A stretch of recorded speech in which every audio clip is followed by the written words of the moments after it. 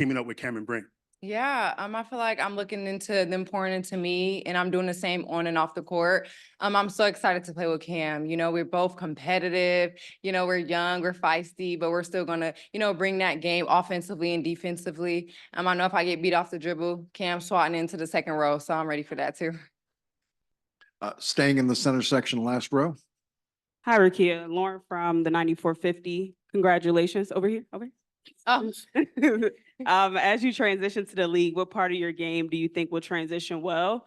And what part do you think needs a little bit more work to help the transition become more seamless? yeah, I feel like I'm excited to bring, my versatility, playing any position, taking advantage of whether it's a small guard on me or a bigger, slower player. I'm excited about that. And then I just want to work on getting in tip-top shape, after the injury. I couldn't, my conditioning was in the game, like trying to get back. So I feel like when I'm in tip-top shape, world-class shape, that's when I'm playing at my best, both ends of the floor. So yeah.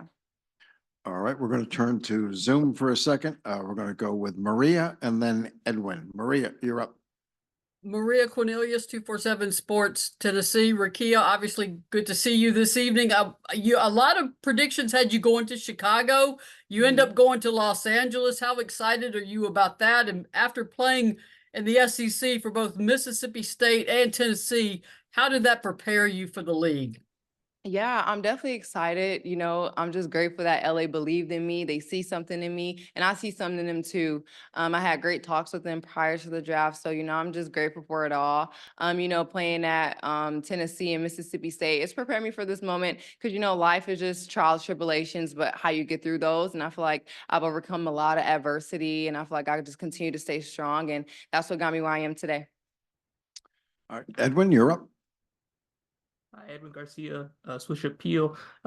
Jackson, what was the process like going through the draft process with LA, and what did you see that excites you about this upcoming season and your first rookie year here in Los Angeles? Yeah, it's crazy to say, but I didn't even think about like how the draft process goes.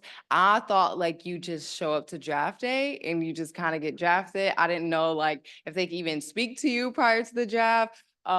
Really crazy of me, but so when I was getting these calls, scheduling these meetings, I was just like, whoa, like whoa, they're asking you questions, sometimes personal questions, and you just got to sit there and answer them. It's a job interview. So I feel like just that in itself was pretty cool to experience, and the whole draft process has been amazing though. Honestly, it felt like recruiting out of high school. That's what it felt like to me, and that was the most crazy part though.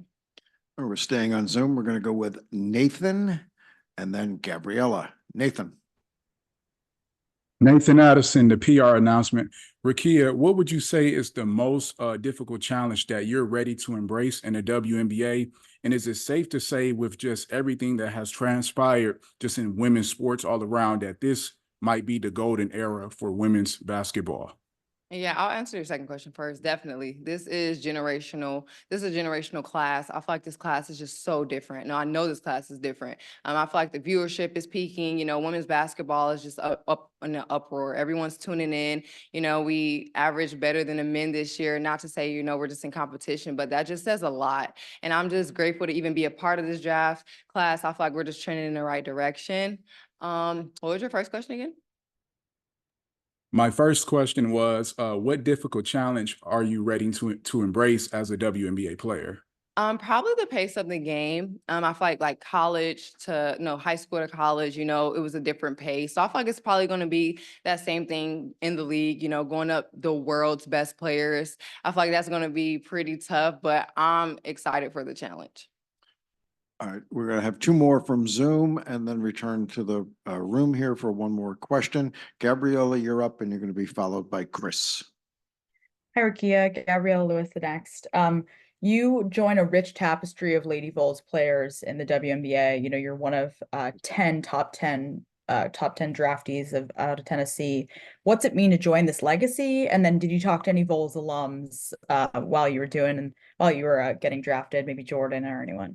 Yeah, to be in this conversation of those greats is so crazy and mind blowing to me. I'm just grateful to, have Candace come to our games sometimes, have Tamika Catchings, have Jordan Horston, in my ear, and just they continue to support me. Jordan texts me, how much she was proud of me, text me a little bit about the process. Tamika and I speak every now and then, and she's just always pouring into me, like I just call her my big sister. And just to have that contact with like a Tamika Catching is just like, whoa, like she doesn't even know it. But when she came to our practice and she was just acting like, she just knew me, I was just like, you don't even know, but I'm over here like, girl, you're Tamika Catching. So that was pretty cool to experience. So. All right, staying with Zoom, Chris. Thank you so much for your time. What advice would you give to another young girl that looks like you, that wants to follow in your footsteps? I would give her advice of just be true to who you are. Problems are going to come, challenges are going to come, but the way that you handle it is what builds character. I feel like there's always a light at the end of the tunnel, and just continue to just push, push, push. And, if she plays basketball, I would say repetition is everything. Get the fundamentals down, just work on the little things before, this generation is a little more flashy, but, the fundamentals are everything. So, yeah.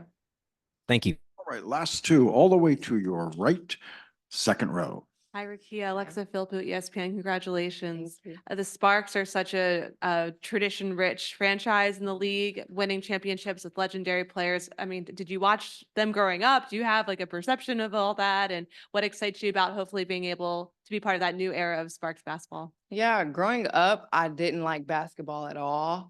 I just wanted to do girly stuff. I just wanted to be a ballerina and cheerlead. So I didn't watch basketball growing up, but once I picked up a ball and I started to see like how serious that this can go, I really started tuning in a lot. Like I watch every WNBA basketball game. Even if I can't, I record it and then I go back and watch it. I don't look at the score because I like to feel like it's still live.